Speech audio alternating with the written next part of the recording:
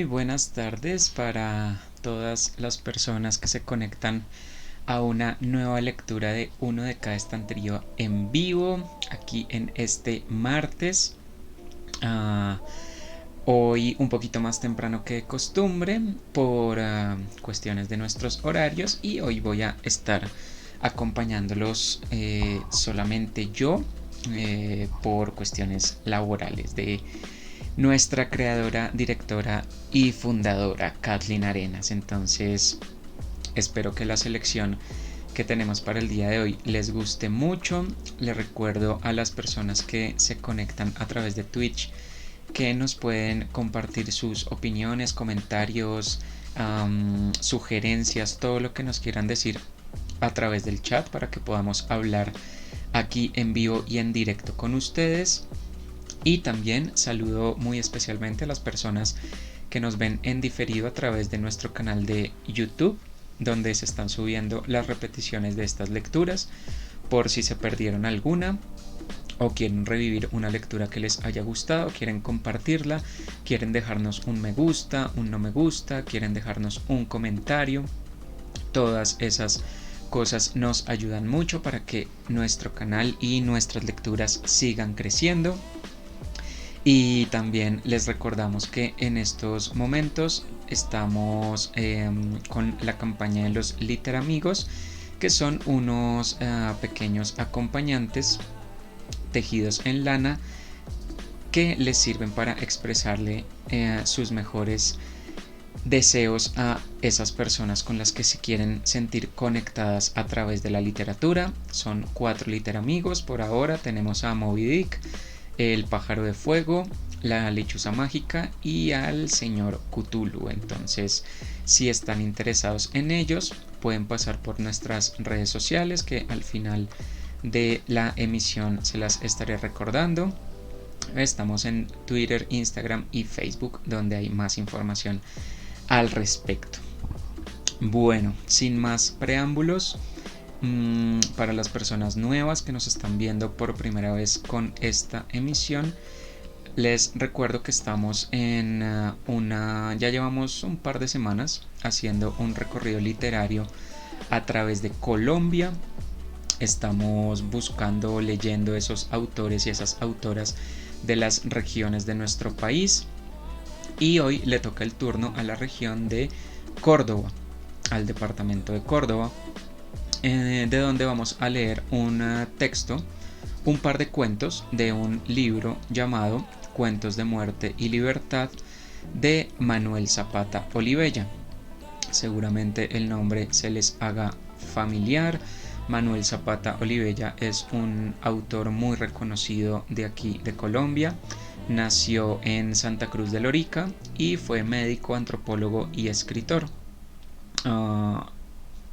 Además de sus escritos, destaca su gran activismo para combatir el racismo y la desigualdad. Fue un gran representante de la cultura afro aquí en Colombia, y pues tal vez es más conocido por su obra cumbre llamada Changó el Gran Putas de 1983. Y bueno, sus textos, sus obras, sus cuentos, sus novelas sobresalen por dignificar a la raza negra, y trata temas como la opresión y la explotación, además de otros como en el caso de este libro, cuyo hilo narrativo es la muerte y la libertad. Ya lo vamos a ver en el par de ejemplos que les traigo para el día de hoy. Otras obras de Olivella son Tierra Mojada de 1947, Pasión Vagabunda de 1948, La Calle 10 de 1960, Detrás del Rostro, que ganó el premio ESO en el 62, Chambacú, Corral de Negros, que ganó el premio Casa de las Américas en 1963, En Chimá nace un santo, que tuvo el segundo premio ESO en el 61, y una mención Seix Borral en Barcelona en 1962, y fue llevada al cine con el título de Santo en Rebelión. Entonces, el autor que nos acompaña el día de hoy es un autor bastante prolífico y con unos textos muy interesantes que les invitamos a consultar y a leer. en especial el libro que vamos a leer el día de hoy. Bueno, por aquí ya llegó María Alexandra. Hola, ¿cómo estás? Y espero que te guste esta lectura del día de hoy. Les estaba comentando que el libro que vamos a leer, o los cuentos que vamos a leer hoy, están en el libro Cuentos de Muerte y Libertad. Y este libro, esta edición que voy a leer el día de hoy, es una edición muy nueva, salió el año pasado, el año 2020, y es una edición que estoy consultando en digital, completamente gratis. Cualquier persona puede acceder a ella y descargarla, y se encuentra en la Biblioteca Digital de Bogotá. Este fue un libro publicado por la Universidad del Valle, además de otros participantes que permitieron la realización de este libro. Entre ellos está el Ministerio de Cultura, el Instituto Caro y Cuervo, la Biblioteca Nacional de Colombia, la Universidad del Valle de Cartagena, de Córdoba y la Universidad Tecnológica de Pereira. Fue un trabajo mancomunado y salió como celebración del año de Olivella. El año pasado, el año 2020, fue un año dedicado a Manuel Zapata Olivella. Se hicieron bastantes talleres, lecturas, trabajos alrededor de su figura, y uno de esos fue este libro, resultado de esa conmemoración. Entonces, este es el libro del que voy a leer el par de cuentos. Y antes de empezar, les quiero leer la contraportada del libro, que nos da una idea más o menos de hacia dónde van estos cuentos, por qué este autor es tan importante y cuáles son los temas que trabaja en estos cuentos. Dice así: Cuentos de Muerte y Libertad son relatos unidos en su mayoría por los hilos conductores de la muerte y la libertad, hecho que se explica por las certezas político-sociales que estructuraban el ideario de su autor, centrado en el convencimiento de que las colectividades proletarias y campesinas debían luchar por su independencia, aun a sabiendas de que muchos perderían la vida.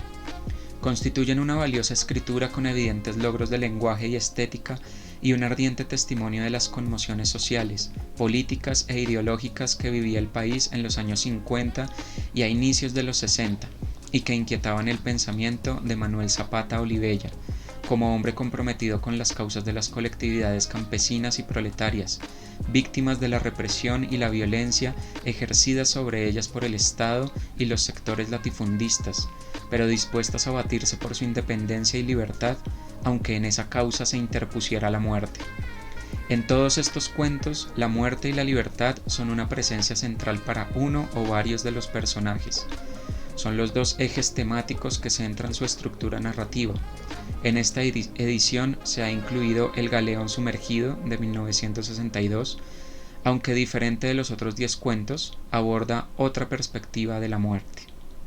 Entonces, esta es la contraportada con la que nos presentan este texto.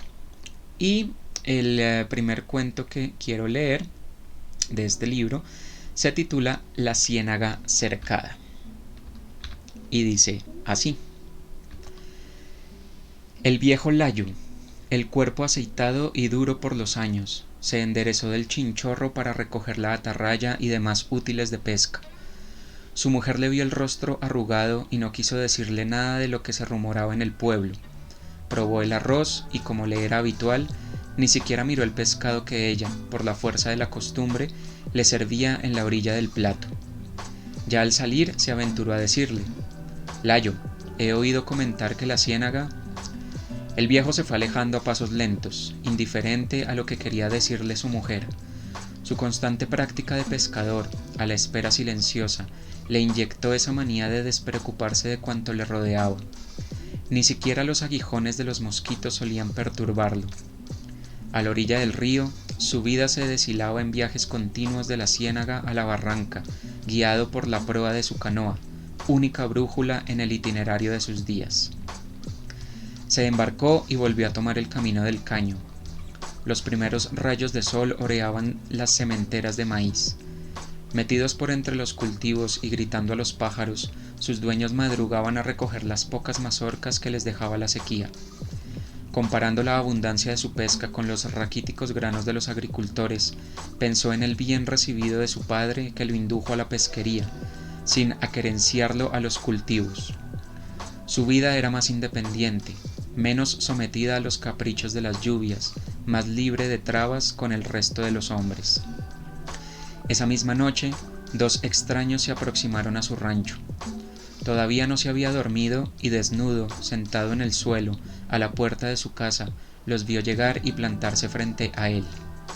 Nada les preguntó, pero sus ojos y su olfato los escrutaban en la oscuridad, identificándolos. Alargó el silencio porque aquellos hombres no hedían a mariscos y por tanto no eran gente de su trato. Tras un momento de espera, en vista de que no recibían ninguna bienvenida, aun cuando ellos tampoco habían saludado, uno de los 2 exclamó: «Aquí le traemos esta notificación». «¿Y qué vaina es esa?». «El alcalde lo cita a la oficina. Debe firmarla», volvió a decir el desconocido, mostrándole una hoja de papel a la luz de una linterna eléctrica. «¿Qué quiere conmigo el alcalde? A nadie le debo. Además, él sabe que yo no sé firmar». «Está bien, ya queda notificado», explicó el hombre con voz autoritaria. «Este señor es testigo, así, pues, mañana debe presentarse a la alcaldía». El viejo se rascó la cabeza, chupó nuevamente el tabaco y después de largo tiempo de meditación, midiendo cada una de sus palabras, agregó: «No será muy temprano, esta noche voy de pesca a la ciénaga». «Más vale que no lo haga y que se presente temprano a la alcaldía», afirmó autoritariamente el desconocido. Desagradóle el tono y le respondió con voz descompuesta: «Mire, quien quiera que sea usted, eso de que vaya a pescar es cosa mía». Tomó un poco de respiro esforzándose en construir su frase. «Desde que mi padre murió, nadie me ha señalado la hora en que debo tirar y sacar el anzuelo». Cumplido el mandato, sin decir más, los extraños se alejaron por donde habían venido. El viejo los siguió con mirada larga y sostenida hasta que se hundieron en la oscuridad. Desde su habitación, la mujer que había oído la charla le dijo: «Algo jodido te tiene preparado el alcalde. La gente dice que anda metiéndole miedo a los pescadores porque...». La mujer prefirió terminar aquí su comentario. Pensó que tal vez lo que se decía no guardaba relación alguna con la cita del alcalde y no quiso alarmarlo con simples suposiciones. Afuera los salivazos se hicieron más frecuentes entre una y otra chupada de tabaco. La inquietud por saber lo que el alcalde deseaba de él retuvo despierto al pescador en la barbacoa que le servía de lecho. Tampoco durmió su mujer, pero no cambiaron una sola palabra a todo lo largo de la noche. Antes de que el alcalde abriera la oficina, ya estaba ahí parado, las manos sobre el palo que había cogido al salir para no llevarlas vacías, costumbre de cargar el arpón y el canalete. El alcalde no lo saludó, dándose con el silencio ínfulas de autoridad. El ceño adusto, más parsimonioso que un oidor, abrió la puerta y después de remover todas las cosas de su lugar, se dignó a decir: «Entre». Layo dio varios pasos y se plantó frente a él. «Tiene que pagar una multa de 10.000 pesos», le notificó el alcalde sin ceremonia. «¿Multa por qué?», respondió rápido como fósforo que rastrillaran en la pared. A pesar de la superioridad que sentía tener sobre el pescador, el funcionario no se atrevió a mirar sus ojos alzados. Con el índice apuntando sobre el suelo, explicó: «Por pescar en la ciénaga de los señores Argaís». «¿Qué ciénaga es esa? Yo nunca me he metido a pescar en ciénagas ajenas, ni sé que existan. Siempre lo he hecho en la del pueblo», argumentó el viejo, un poco tranquilizado al saber que se le acusaba por un delito que no había cometido. «Pues esa ciénaga que usted llama del pueblo», advirtió el alcalde con severidad, «es de los señores Argaís». Apoyándose sobre el báculo, Layo preguntó con sorna: «¿De cuándo acá les pertenece y está prohibido pescar ahí?». El alcalde volvió a remover los objetos, reafirmando sus palabras con ademanes. «Eso lo sabe todo el pueblo, todo el mundo, y usted mismo, aun cuando se haga el sordo». Cambió de golpe la expresión del pescador. De la sorpresa porque se le acusara de una infracción de la que no se sentía culpable, pasó a la nerviosidad y al coraje. Las palabras que reservara en su mutismo cotidiano se agolparon en sus labios pugnando por salir. «Con que esos señores Argaís, no contentos con haber cercado los playones del pueblo, ahora se han cogido la ciénaga. Y usted, señor alcalde», agregó señalándole con el índice, «hijo del viejo Agamenón Torralbo, su padre, que desde pequeño le consta que esas tierras y esas ciénagas son de todo el pueblo. Ahora porque ellos lo han hecho alcaldito, comadrea semejante vagabundería. Oiga, don Rafael Torralbo Cienfuegos, yo conocí a todos sus abuelos, gente bien medida, y le puedo asegurar que ninguno de ellos, que Dios me los tenga en el cielo, mirarían con buenos ojos que su nombre, el buen nombre de los Torralbo y Cienfuegos, sirva de tapujo al robo y descaro de los Argaís. Además, dijo para terminar su acusación, si el pueblo no puede pescar en la ciénaga, ¿de dónde carajo va a sacar el pescado para alimentarse? El alcalde no tuvo más argumento que dirigirse a un policial sentado a su diestra en espera de recibir órdenes. Métame a este atrevido y sinvergüenza al calabozo por irrespeto, desobediencia y falsas acusaciones a la autoridad. De un salto, el policía agarró del cuello al anciano, le arrebató el palo que le hacía de bastón y a empellones lo condujo a la celda donde lo dejó tendido en el suelo de un garrotazo. Media hora después, el pueblo se aglomeraba frente a la oficina, rodeando a la mujer del pescador que pedía clemencia al alcalde. Lejos de oír sus súplicas y la de los vecinos, éste montó en su mula y orondo y campante salió a dar un vistazo a sus cultivos de maíz en plena recolección. A los 2 días el viejo Layo fue puesto en libertad bajo la amenaza de encarcelamiento si comentaba lo sucedido o si violaba la prohibición de pescar en la ciénaga de los Argaís. Algunos vecinos y amigos se reunieron a la puerta de la alcaldía para rendirle su pesar por el encarcelamiento, mas el viejo Layo partió delante de su mujer sin responderles nada. Sus ojos condenaban con el desprecio la pasividad de esos mismos hombres que se condolían en vez de defender los derechos del pueblo. No concebía que un rótulo de propiedad pudiera escribirse sobre la ciénaga, donde desde la más temprana infancia su padre le enseñó a manejar el cordel y a soltar libremente la atarraya sobre los peces que Dios había echado al agua. Ni las amenazas del alcalde, ni los golpes del gendarme, ni el silencio cobarde del pueblo le privarían del derecho que sentía tener por aquella ciénaga que vio siempre sin estacas y sin dueños. Esa tarde, pues, para que todo el pueblo lo viera, bajo los últimos destellos del sol, montó en su champa y ante el asombro de los pescadores que en la barranca del río comentaban la prohibición, el viejo Layo, con atarraya y arpones, tomó rumbo de la ciénaga. Indefectiblemente sobre la amenaza de la autoridad, se dirigía a cumplir su habitual pesca hasta entonces solo perturbada por los vientos, las lluvias y la sequía. Al llegar al extremo del caño, encontró que varias estacas hundidas en el agua impedían el acceso a la ciénaga. En la orilla, sin camisa, luciendo la gorra del uniforme ladeada, un policía montaba guardia con el fusil entre las piernas. No se inmutó al ver al pescador y ya cerca, observando que buscaba un portillo por donde pasar su canoa, le dijo: «Pague los 10 pesos y lo dejo pasar».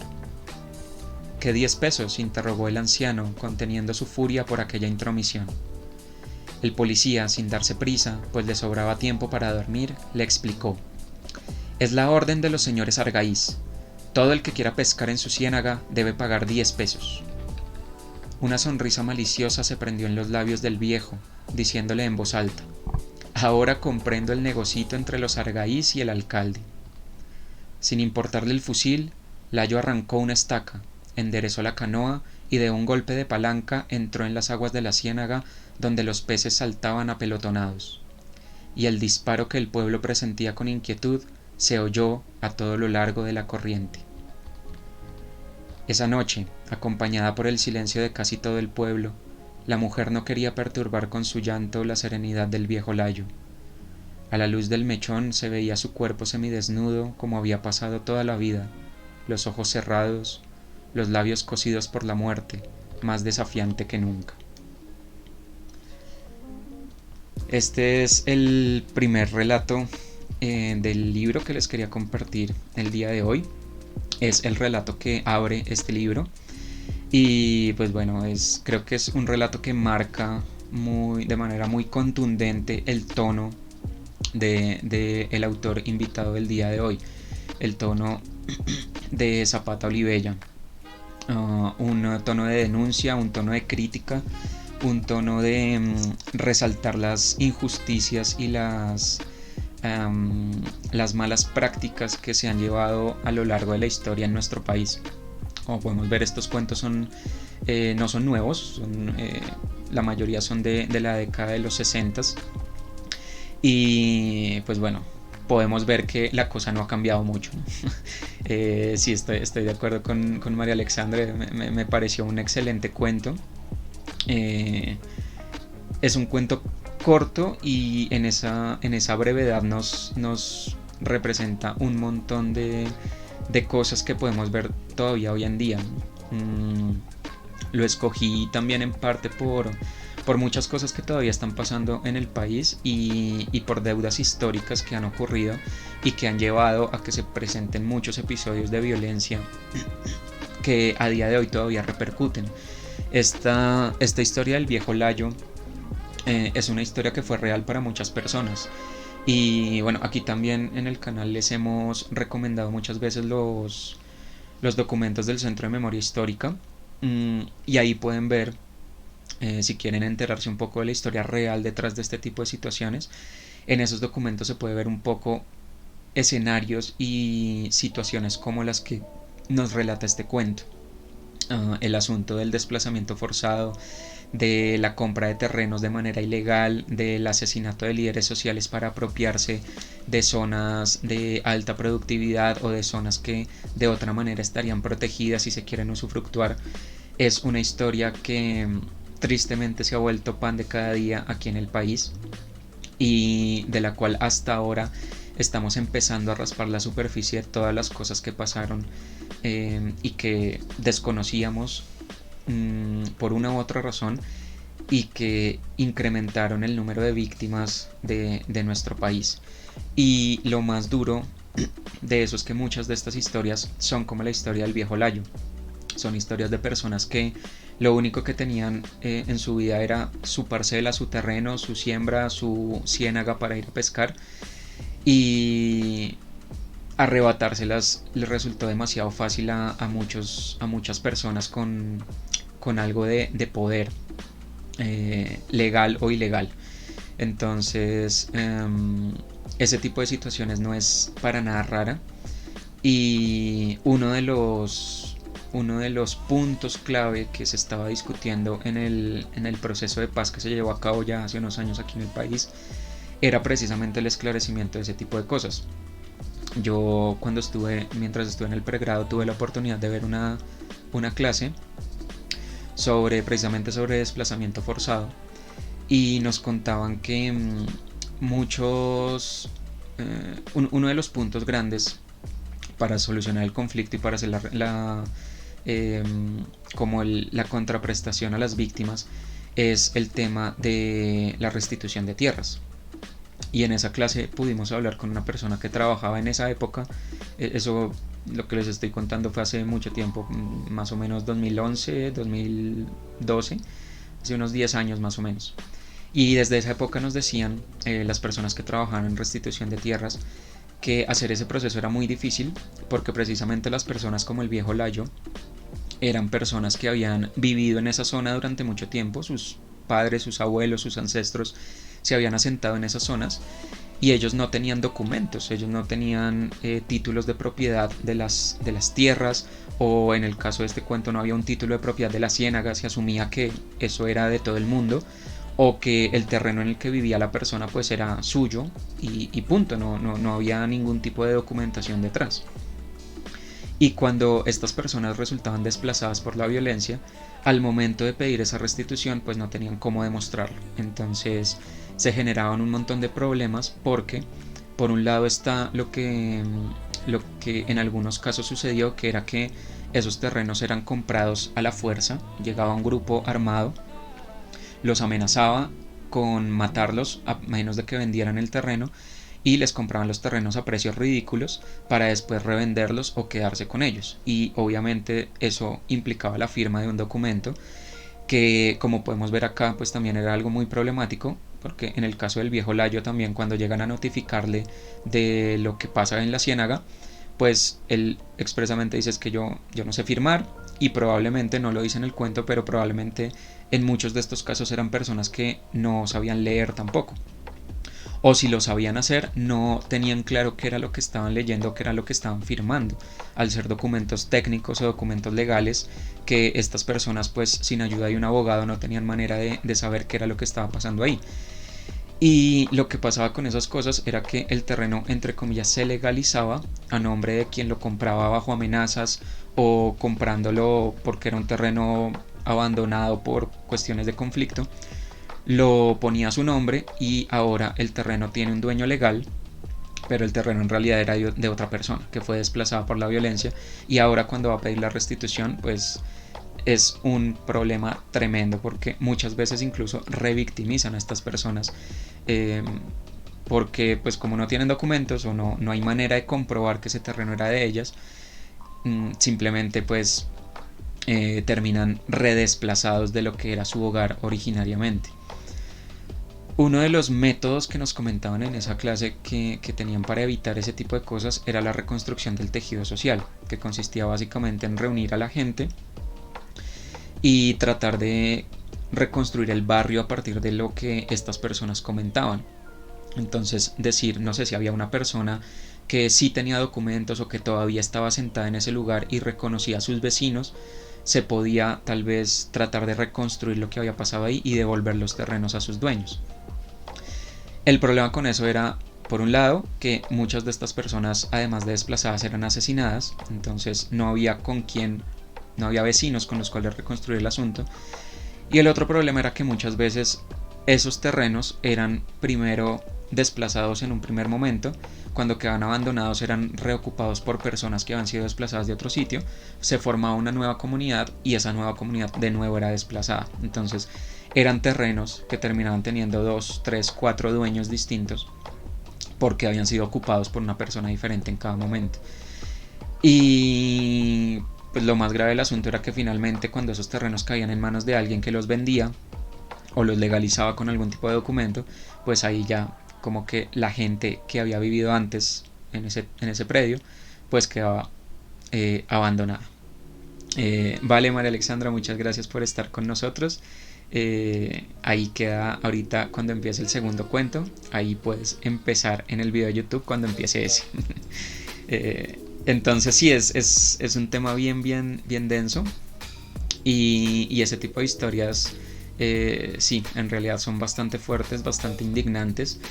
Y lo más triste es que no se quedan en relatos de un cuento, sino que fue la realidad de muchas personas. Entonces, me pareció un cuento muy valioso por ese lado, por esa denuncia de este tipo de hechos y por lo que hemos hablado muchas veces aquí en el canal, por mostrar una realidad del país a través de la literatura, a través de una historia que afortunadamente en este caso es ficcional, pero que sin duda es real para muchos compatriotas que tuvieron que pasar por estas situaciones. El segundo cuento de la tarde, el segundo cuento que les quiero compartir de este libro, es uno que contrasta un poco con la historia de La Ciénaga Cercada, el cuento que acabo de leer. En tanto, pues bueno, ya lo quiero discutir un poco más cuando termine de contar este cuento, pero se van a dar cuenta que el enfoque es un poco diferente, a pesar de que también trae el hilo conductor de la muerte y la libertad, que es el título del libro. Entonces, este segundo cuento se llama Venganza Campesina y dice así: Cuando el pueblo se enteró de que Emilio Góngora, el hijo del cacique, había consumado su cuarto amancebamiento, raptándose violentamente a la hermana de Dionisio Montés, todo el mundo vaticinó sangre. El padre de Emilio era el patrón, el amo político, la autoridad, la ley. Todo cuanto él o su hijo hicieran en los alrededores de Cotocá estaba bien hecho, y nadie osaba contradecirlo. Pero Dionisio Montes, a pesar de ser un analfabeta, tenía fama de inteligente, comedido y de celoso guardián del buen nombre que su padre, viejo labrador de la región, había dejado al morir. Ahora que el hijo del gamonal se había burlado de su hermana Guadalupe, era fácil adivinar que no se cruzaría de brazos.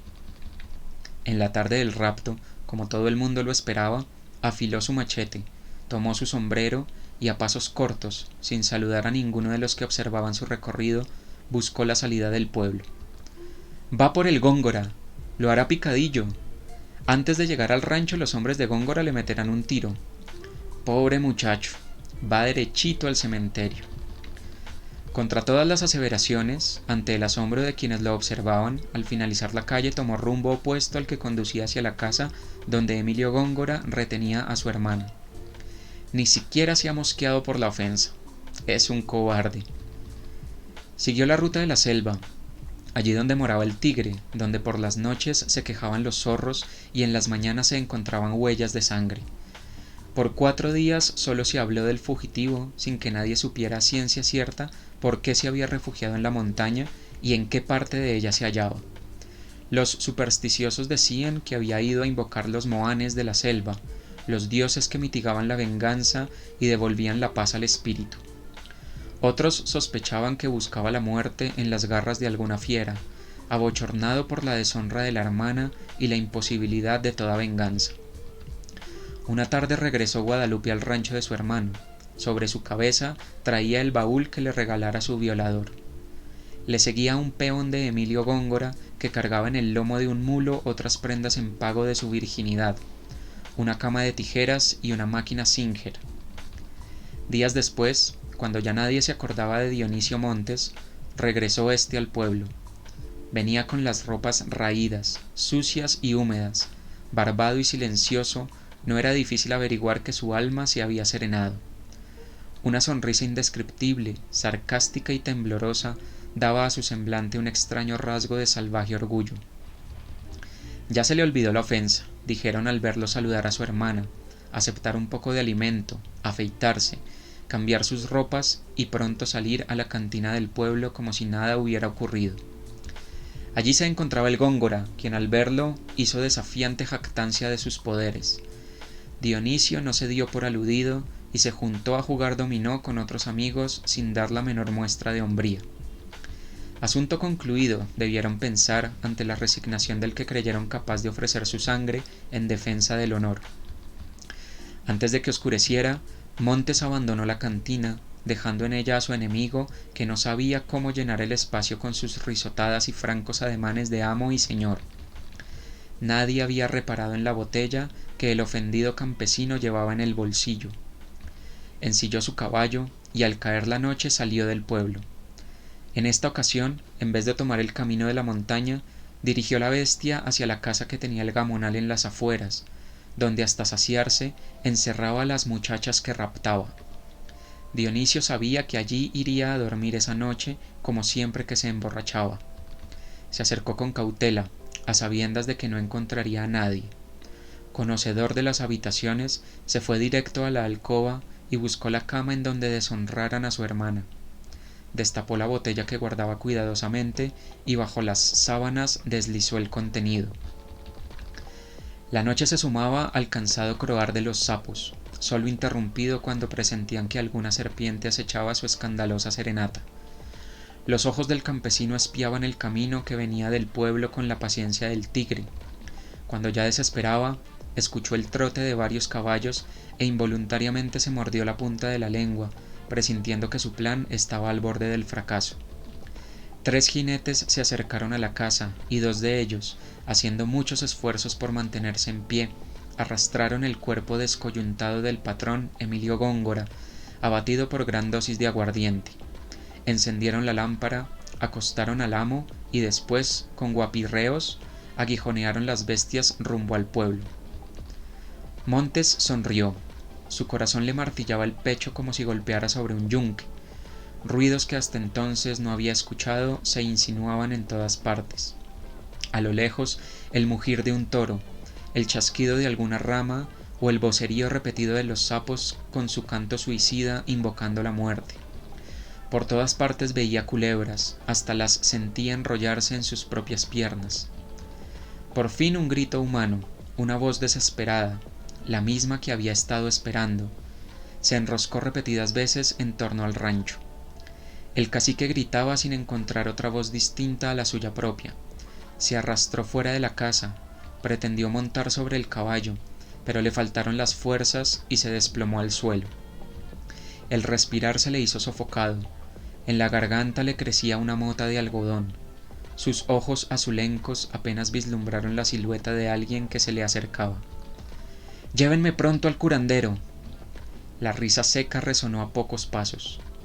«Cálmese, patrón, que la muerte viene a pedirle cuentas por toditas las muchachas que usted ha deshonrado.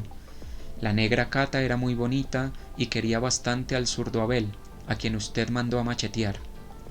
Te doy todo el dinero que quieras con tal de que me ayudes a subir al caballo. No hable, que le hace daño. ¿Se acuerda, patroncito, de la negra Lorenza? Se murió porque usted la hizo abortar, pues no quería tener un hijo de ella». «Tengo la lengua pesada». No, por Dios santo». «Déjese de invocar al Altísimo ahorita. A lo mejor está ocupado oyendo lo que le cuenta de usted Betsabé. Dígame, ¿fue usted mismito quien la mató porque no se le quiso entregar a las buenas? Sepa que no estoy enojado por lo de Guadalupe. Ella me dijo que lo quería, pero... Yo te doy toda la plata que... No hable. Se lo estoy diciendo, patrón. ¿No ve que le duele la mordedura? De esa culebra no se salva nadie porque es mapaná, rabo seco. Me costó mucha dificultad encontrarla porque ya se van escaseando. Es de la misma marca de la que mató a don Venaciano, el padre de la tuerta Francisca, de la que usted abusó la misma noche que lo velaban». Este es el segundo relato que les tenía para el día de hoy. Y bueno, escogí este par porque nos muestran ese contraste de tanto de la muerte como de la libertad, que es el hilo conductor, como les digo, de este libro, y es lo que une a todos estos relatos.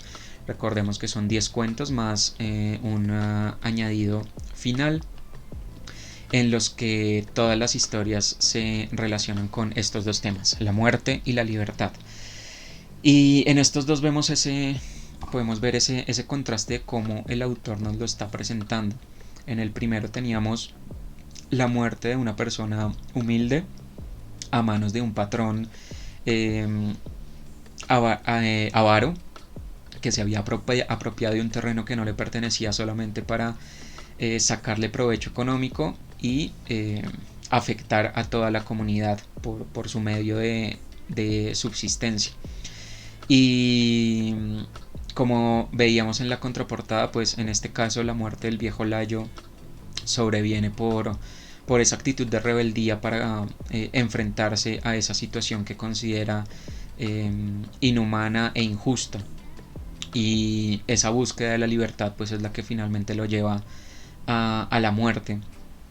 Y pues nos queda en el aire ese suspenso de prácticamente el pueblo, prácticamente el sitio en el que vive el viejo Layo pues está secuestrado por estos grandes patrones que se están aprovechando y se están apropiando de todo el pueblo. En el segundo relato tenemos una historia opuesta a esta. En este caso la muerte le llega a ese patrón que gracias a su poder, gracias a su prestigio, abusa del pueblo también en el que vive, especialmente de las mujeres.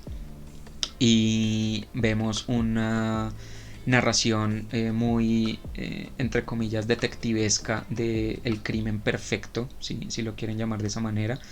Una narración también bastante corta, pero me parece que muy bien construida, se entiende perfectamente todo el hilo narrativo y nos transmite esa misma fuerza que nos transmite el primer relato que vimos de esa lucha contra la opresión, de esa lucha contra ese patrón que no es alguien con muy buenas actitudes éticas, sino que es alguien que se aprovecha de su estatus y de su poder para violentar a otras personas. En ambos casos vemos que los dos personajes principales, Dionisio y el viejo Layo, son de extracción humilde, son personas campesinas que trabajan la tierra, o en el caso del viejo Layo pues trabajan gracias a la pesca.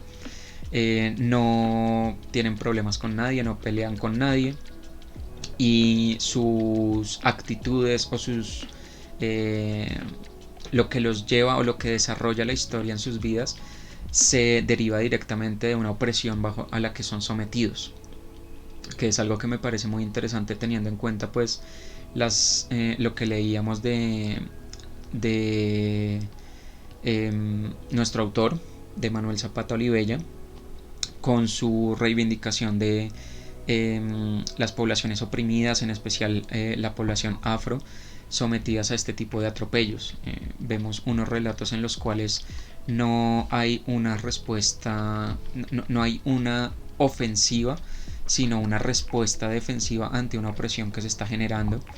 Y pues bueno, en ambos casos esa respuesta es un poco diferente, pero nos muestra que eh, las situaciones a las que se ven enfrentados son en el fondo bastante similares. En el caso del viejo Layo, pues es contravenir una ley que se está poniendo en el pueblo. Él no violenta a nadie, no ataca a nadie, no lastima a nadie, simplemente retira una estaca y por querer entrar a la ciénaga a la que ha entrado toda la vida, pues lo terminan matando. En el caso de Dionisio, en un principio yo pensé que también iba a ser una historia con una muerte muy similar a la del viejo Layo. Pensé que en efecto Dionisio pues iba a ir a matar al gran Gamonal con su machete y pues a partir de ahí se iba a desarrollar una historia de un juicio, un encarcelamiento injusto. Pero pues vemos que ese mote de inteligente no era dado por cualquier cosa. Y efectivamente el plan que urde para lograr su cometido pues es bastante inteligente. Y pues terminamos con una historia tal vez con un final en un tono un poco más alto por ese lograr el cometido que el protagonista quería lograr en este caso. En el caso del viejo Layo la nota es un poco más baja, pues finalmente él muere, la esposa queda pues muy triste y el futuro del pueblo nos queda un poco incierto.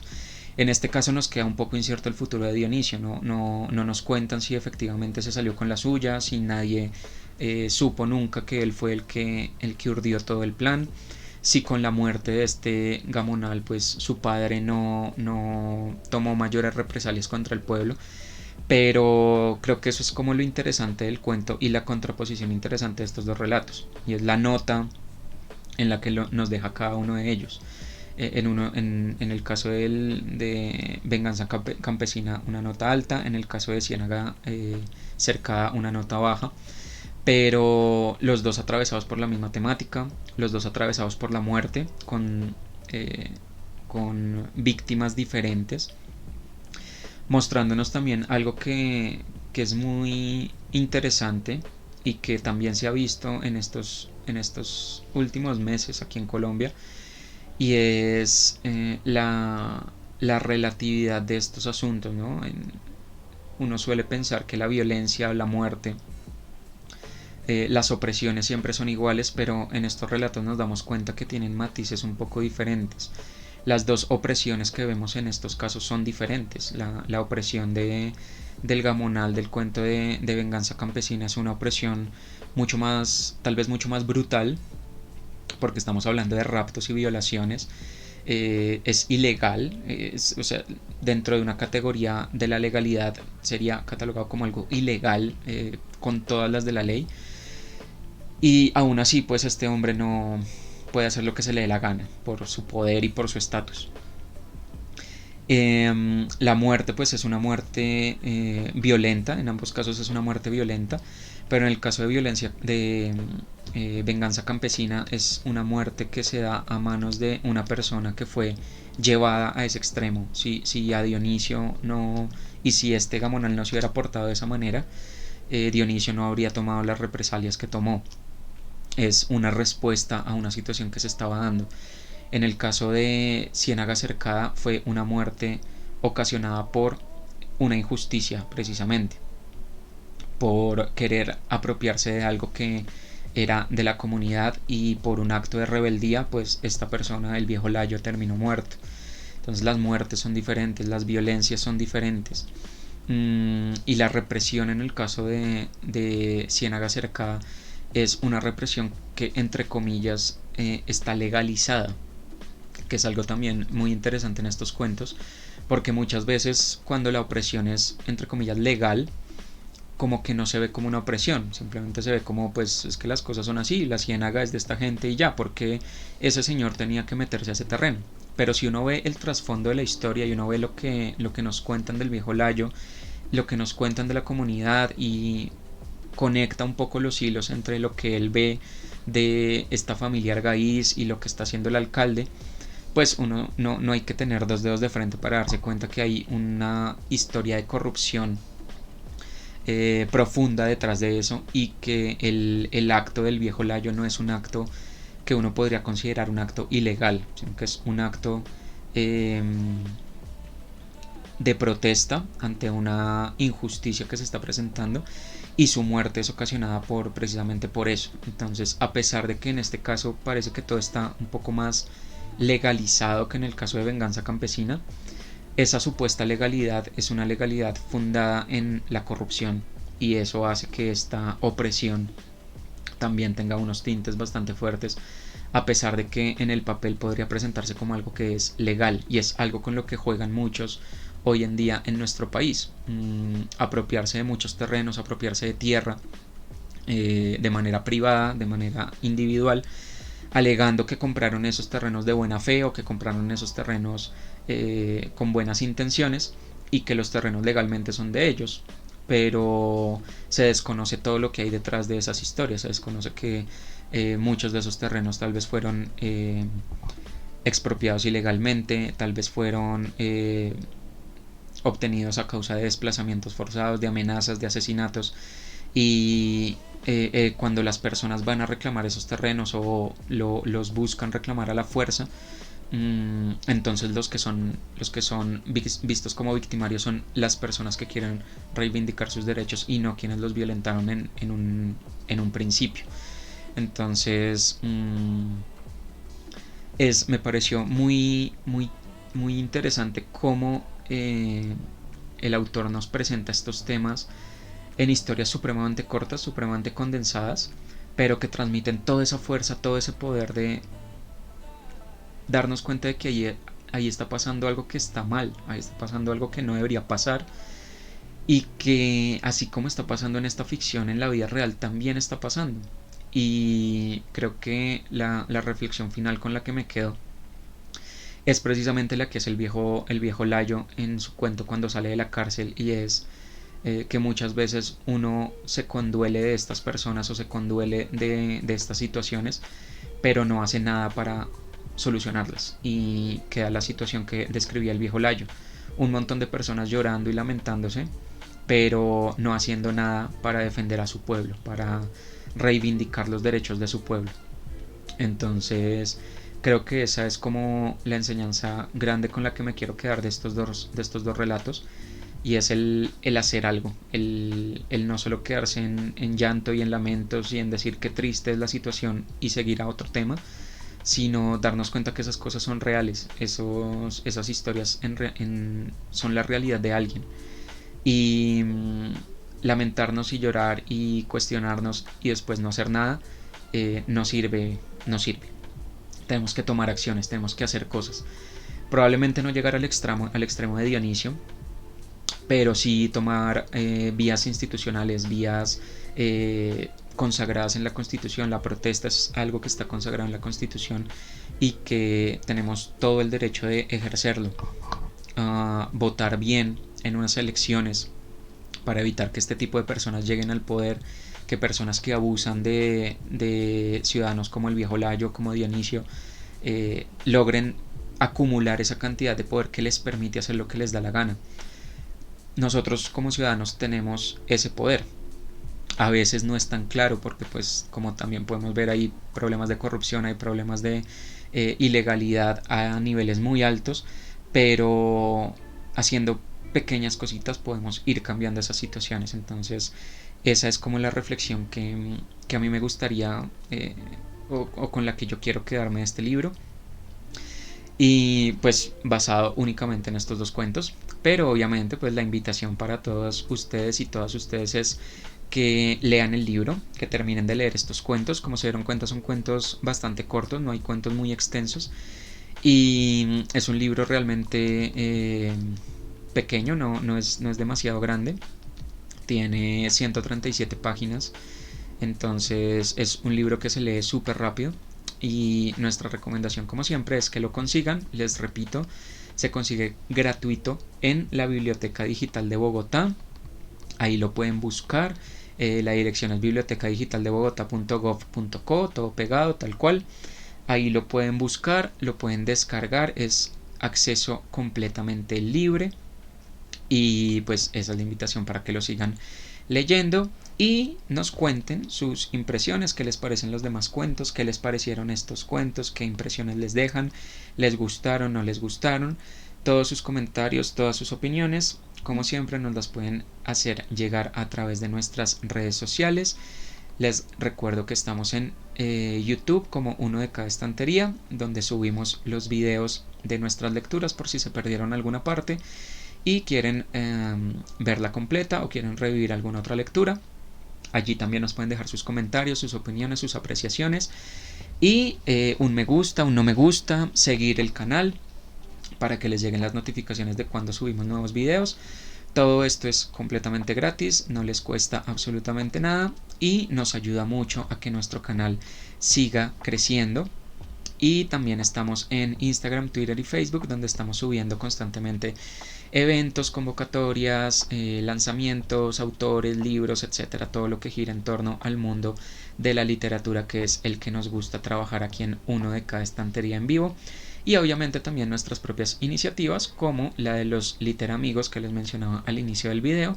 Si quieren saber un poco más sobre ellos, visiten nuestras redes sociales, allí está toda la información al respecto. Entonces por allá son bienvenidas y bienvenidos cuando ustedes quieran, y pues para que nos dejen sus comentarios, opiniones, críticas, recomendaciones, todo lo que quieran. Si quieren leer con nosotros pueden venir a leer. Este espacio es completamente abierto para ustedes. El viernes de hecho tenemos una invitada muy especial para una lectura, entonces si ustedes también quieren leer con nosotros pueden hacerlo. Y si quieren que leamos algo, también nos pueden dejar sus recomendaciones en nuestras redes y en los comentarios de YouTube o aquí en Twitch. Muchísimas gracias por acompañarnos el día de hoy, a quienes estuvieron conectadas y conectados en Twitch, a quienes nos verán en repetición en YouTube. Y nosotros nos vemos el próximo jueves con una nueva lectura aquí en Uno de Cada Estantería en vivo. Nos vemos en las estanterías. Chao, chao.